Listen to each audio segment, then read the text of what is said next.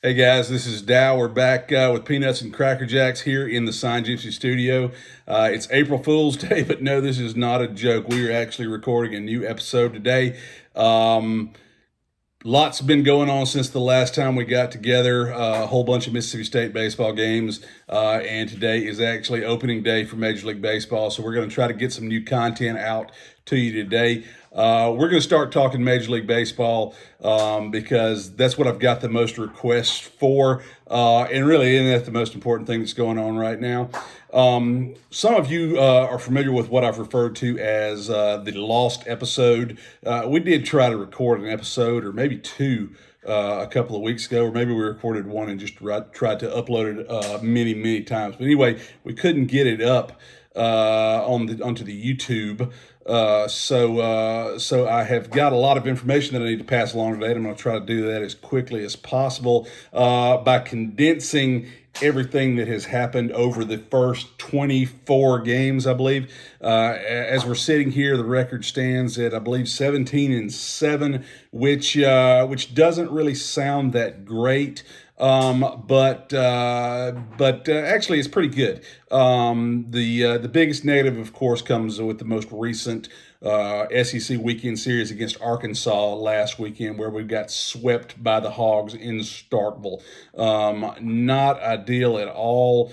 But I don't think is anything to really get down about right now. Arkansas is the, I believe, consensus number one team in college baseball right now, and they should be. They can absolutely mash the baseball. They're great defensively.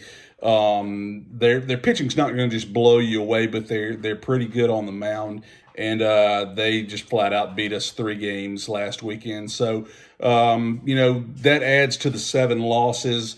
We're not going to get into any individual games really and talk about what happened within those. We're going to just more or less go through the lineup and tell you what's been going on with the guys that have got us to the 17-7 record. As most of you know, we started the season with Rowdy Jordan batting leadoff, a decision that I have not supported the last 2 years. Rowdy's a notoriously slow starter. He was both his freshman and sophomore seasons, not in the leadoff role, but just hitting in general. Last year, he did start the season as our leadoff hitter and batted slightly over 300 in the 10 to 15 games that we did play. I think that's more of an aberration than anything. He also hit 2 home runs to start this season out in Arlington. Do you know how many home runs he has today? He has 2 home runs. So hot starts are not always indicative of overall performance, and with Rowdy, that's certainly the case. Rowdy has, since the beginning of the season, been bumped from the leadoff role to the number 2 role in the order, which I still think is too high for him. And in his place, for the most part, Scotty DeBrule has taken over that leadoff role, which has not been much better. Scotty's hitting about 250. He is walking more than he strikes out, but he's really not the table setter that we need at the top of the order. Tanner Allen has been hitting in the 3 hole for the majority of the year and has been our best overall hitter, which is not a surprise. Tanner is currently the only dog that's still hitting over 300 at about 325 with 2 to 3 home runs. I believe it's 3. It could be wrong about that. He's right at the top of the team lead as far as RBIs, total bases, on-base percentage, hits, and of course I said he leads in batting average. TA's doing about as much as he could do right now. We expect more from him. I really think that if he's hitting 350 at the end of the year, I won't be surprised at all. He's that good a hitter. He needs better production in front of him, more guys on base. Behind him, Cam James has been, I won't say a surprise at the plate, but Cam, if he could be a little bit better offensively than I expected. I think he kind of has, especially from a power perspective. Cam currently is second on the team with 5 home runs. He's right at the top, either first, second, or third in RBIs. The average is about 290, which we'd like it to be a little bit higher, but he's been hitting the ball pretty consistently all year. Hasn't gone through any real slumps. One thing we'll get into later, at times with inconsistency issues, it seems like Cam, when we need that big hit, he's been the guy that's been hitting the ball hard, even if it doesn't fall every time. And at 290, it's fallen a lot of the times. But he's swinging the bat really well, even though he's not been great defensively. That's one thing that I really missed on at the beginning of the season. I thought he would be much better at shortstop defensively than he's proved to be. Luke Hancock has been hitting in that 5 hole. Hancock, like I thought, you give him every day at bats, and he's going to produce for you. The average has dropped off considerably since the first, 2 weeks of the season. But when you're hitting over 500, it's going to happen. Luke's down to about 285 right now, still leads the team in home runs. I believe he still leads the team in RBIs, but he's right up there, with TA and Cam as far as overall team leaders and average hits, RBIs, home runs. He's a guy that's really getting it done, and a guy that I think should move up in the order, and we'll go over that a little bit more. Logan Tanner behind the plate for the very most part. Logan's been in a little bit of a slump lately. He did have a brief power surge, which was great. With his body type, I think he's capable of hitting a lot of home runs. He's still not great at hitting breaking stuff. That's a big weakness of his. But I think that's something that he will improve on as his career goes on. And behind the dish, he's absolutely fantastic. He's a great defensive catcher. Handles the pitching staff well. Don't really have, but like to see his average bounce up. He's hitting about 250, 260 right now, but not really worried about him at the moment. Guy that I am worried about, the next guy up in the order, Josh Hatcher. God, you love Josh Hatcher, but he really needs to sit down right now. He's struggling more than anybody on the team at the plate. Personally, going into the season, I thought he'd be a candidate to hit 10 home runs, maybe and drive in 50 or 60. And it's getting hard to watch. He's still hitting above 200. It's in the 220, 230 range, but it's an ugly 230 if he's that high right now. I really think maybe he needs to sit down for a weekend. Just get in the cage, try to figure something out, because we need his bat, and right now he's a big hole in the lineup. A guy that we've kind of found since the beginning of the season is Lane Forsyth. I'd heard a little bit about him during fall practice. I knew they were really high on him. We're thinking about playing him at third.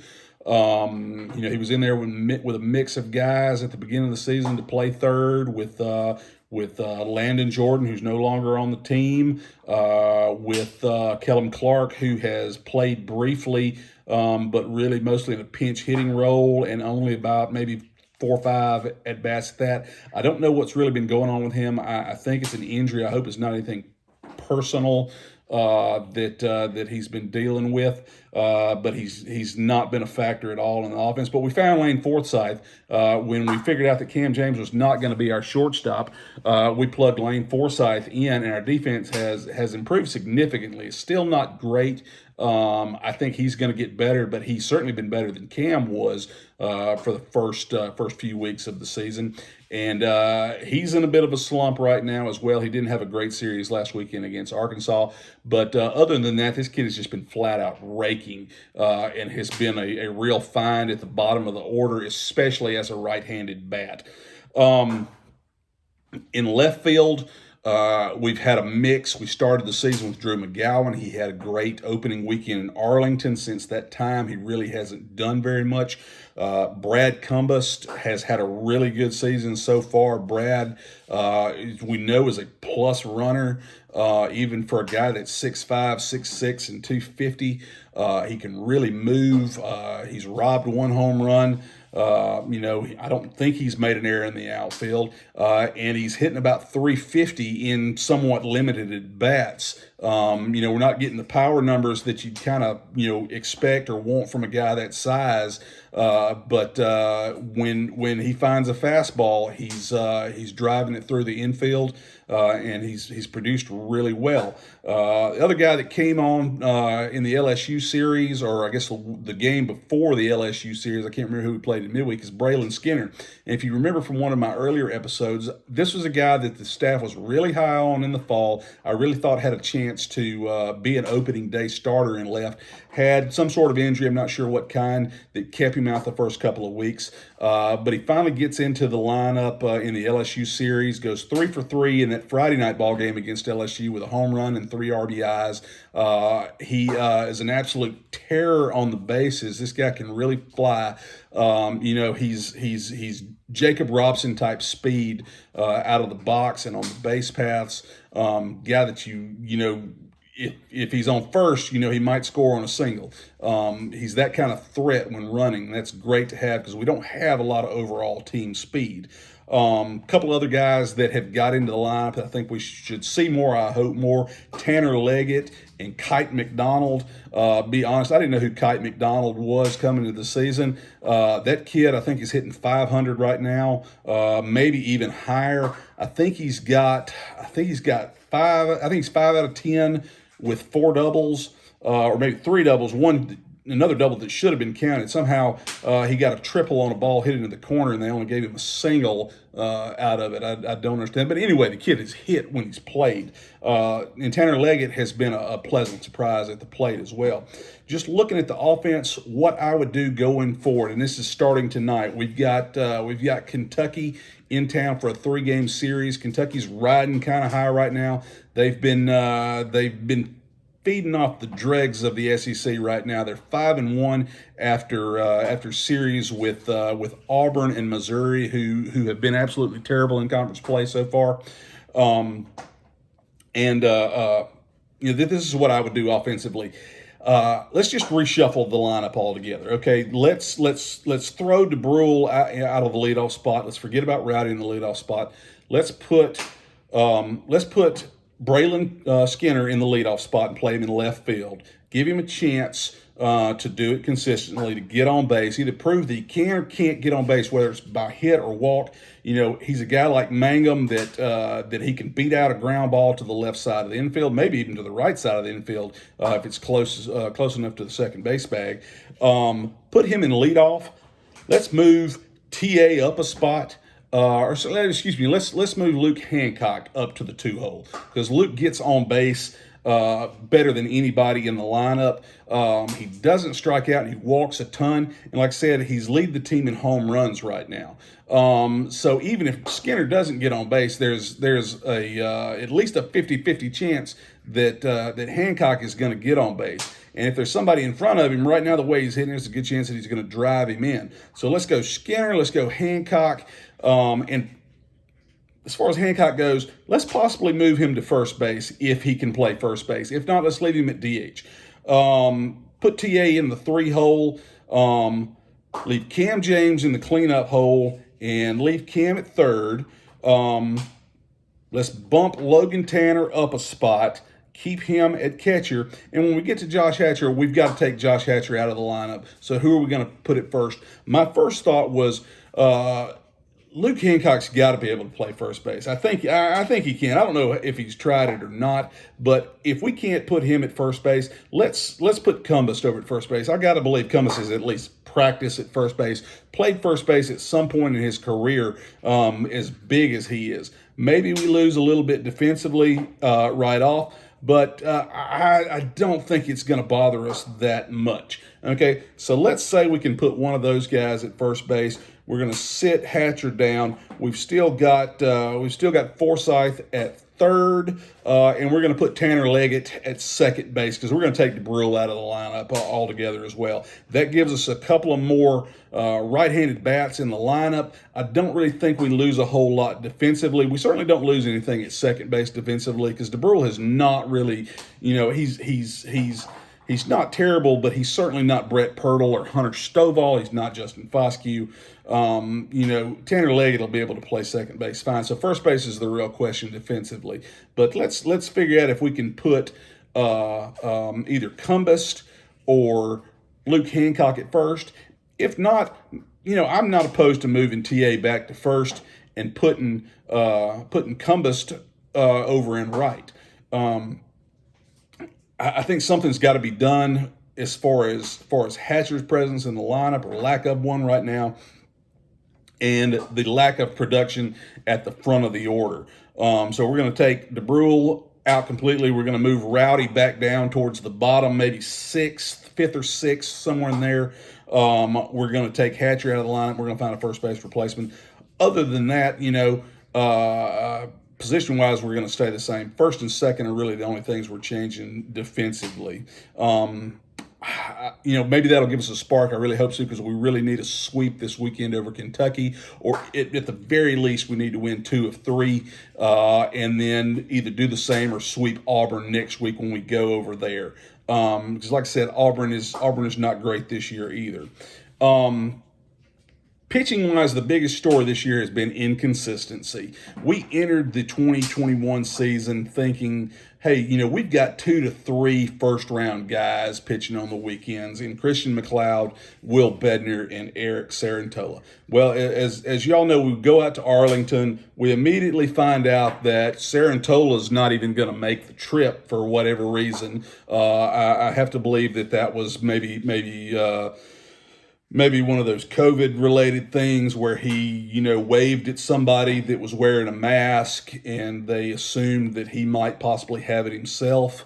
But anyway, we start the season knowing, before we even get to Arlington, that he's not going. We get out there, and Christian McLeod absolutely deals for 4 innings against Texas before getting roughed up in the 5th. But still, not a bad outing for McLeod in game 1 of the season. We'll wake up the next morning and find out that Will Bednar's got a neck issue. So that forces, I believe, Houston Harding to start that game, which was not bad. Houston pitched fine. We didn't win that game, but Bednar's injury keeps him out 2 weeks. He's just now really getting into the flow of things, and he's been fantastic when he pitched. He had some trouble against Arkansas last weekend, but he was in a situation where he had 2 outs in the inning. His defense fails him, and he makes a bad pitch, and then boom, an outing that ended, I think, with 10 strikeouts and 1 walk, ends up with you giving up 4 or 5 runs in an inning. You got to have the defense behind you. You can't strike out everybody in the lineup, especially against a team like Arkansas that can absolutely smoke the baseball. I mentioned Houston Harding a while ago. Houston Harding has been, I won't say a revelation, but Houston Harding has been the absolute real deal in the midweek games. We're looking at him for weekend duty now. We've kind of moved him out of that midweek role, he pitched last weekend against Arkansas on the Sunday game after Jackson Fristo, another guy that we came into the season thinking highly of, but didn't expect him to be a weekend starter. Jackson Fristo has been absolutely incredible, in my opinion, on the weekends. He was the starting pitcher for the no-hitter that we threw, 3 Sundays ago. Has pitched very well against SEC competition. He's a guy that's throwing 95, 96. When he misses the strike zone, he doesn't miss by very much. He's got good off-speed stuff. And you can tell when he's on the mound, he's completely comfortable. He's not out of place at all. So what we've got right now, we've got Christian McLeod, who has been inconsistent. For the most part. He's had 2 or 3 really good starts, and he's had 2 or 3, I won't say really bad ones, but ones where, against Arkansas, he gives up 3 first-inning home runs. He gives up 4 total, which I think 3 of the 4 were solo shots. And then he has innings where, he's absolutely dominant, but he can't put together a complete 5 or 6 innings. We need him to really find the zone and be that Friday night guy. Will Bednar, as I mentioned, was out for a couple of weeks. Bednar has been really, really good when he's pitched, and he's pitched limited innings so far. I believe he got a no decision against Arkansas in the Arkansas game last week. But like I said, he had 10 strikeouts, only one walk. He's up to 96, 97 on the gun this year. His slider's nasty. I think he's the guy right now. If we got pitchers that are going in the draft this summer, he's the guy that we need to worry about, because what I've seen with my own eyes, he's been the guy with the best stuff by far, and the guy that's improved this season. McLeod is a few ticks off on the radar gun. Last year he was 90, 91 to 93 for the most part. This year he's really throwing more 88 to 90. Whether or not that's by design or not, I don't know. But something's affecting his performance. There have been times when he's looked lights out, but others, he's been extremely hittable. We've got to find a solution to that. Right now, Jackson Fristo is going to be our Sunday starter, or in the case of this week with Easter Sunday, be our Saturday starter. I really like him as the number 3. Like I said, he's been super impressive all season long. He doesn't look like a freshman. He was highly touted coming in, and he's done nothing to disprove that or disappoint anybody from that perspective. Houston Harding is another guy that we can throw in there and pitch in long relief or spot start for us if we need to. I don't know what's going to happen with Cerantola right now, because Cerantola, since he has come back from missing that first start, has been the same old Eric Cerantola that we've always known, a guy that you just can't trust on the mound. Even when you're only giving up a couple of runs early on, if your team comes back, you completely change the momentum when you're that inconsistent throwing strikes. When your coach just cannot count on you to go a full 2 innings when he has no idea what you're going to do, it changes the attitude of the team. You've got a completely different mindset, how you're going to play the rest of the game. Obviously you're going to make a move in the bullpen, but batters start, thinking differently. They know they're playing from behind. Once they catch up, okay, we'll start over now, or how do you react to that? But I don't know what's going to happen with Cerantola. He hasn't had a chance to pitch in a midweek game since he was removed from the weekend rotation.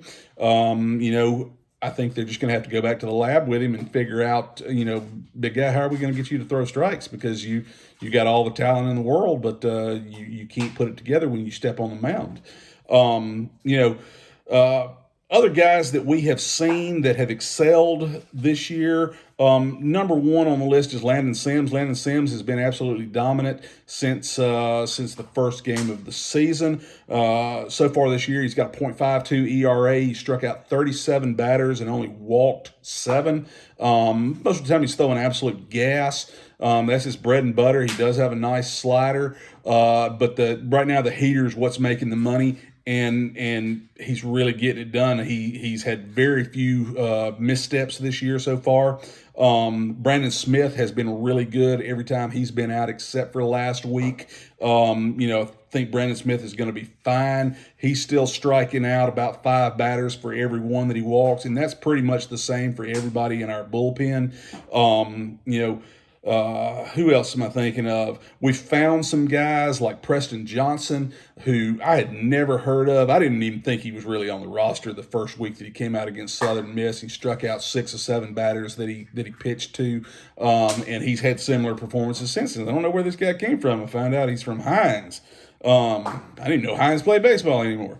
He's been really good out of the pen. Mikey Tepper is a guy that looks really good. Hadn't thrown enough innings yet, but really needs to. We need midweek games for him to throw in before we really, throw him to the wolves, so to speak. Chase Patrick is a guy that I really like that has been good in limited innings. I don't think Chase has given up an inning, a run all year. He's not a big strikeout guy like most of the guys on the team, but he just gets outs. Dylan Carmouche is another freshman that's been really good so far this year. Again, limited innings. Drew Talley is another guy that I've never heard of that's coming out that's throwing gas. I don't think he's given up a run this year. And most of those guys that have only pitched 5 or 6 innings for us, they hadn't given up a run. If you go to the webpage and check out the stats, you'll see those guys, those middle relievers, those new guys, they've been really good. They just haven't been tested quite enough yet to throw them in against a Vandy or an Ole Miss or Florida or anybody like that. Maybe Kentucky and Auburn, it's an opportunity for them to get some quality time on the mound against real SEC bats. We'll see. The game 1 of the Kentucky series is tonight. Again, I think we've really got a good chance to win 2 or 3 here. I don't think Kentucky is nearly as good as their record says they are. A sweep would be fantastic to get us back on track, especially going on the road next week. Y'all know as well as I do, it's always tough to win on the road in the SEC. I'm not a huge fan of Auburn. God bless Butch Thompson. I think he did some really good work while he was in Starkville, but I was never a huge Butch Thompson fan. I think his teams at Auburn have been a little overrated, even the one that went to the World Series 2 years ago. Anyway, that's what we've got on tap as far as games go. Kentucky this weekend, Auburn on the Plains next weekend. We need to juggle that lineup. We need to get more production at the top. Our starting pitchers need to be more consistent, and our defense cannot drop fly balls with 2 outs.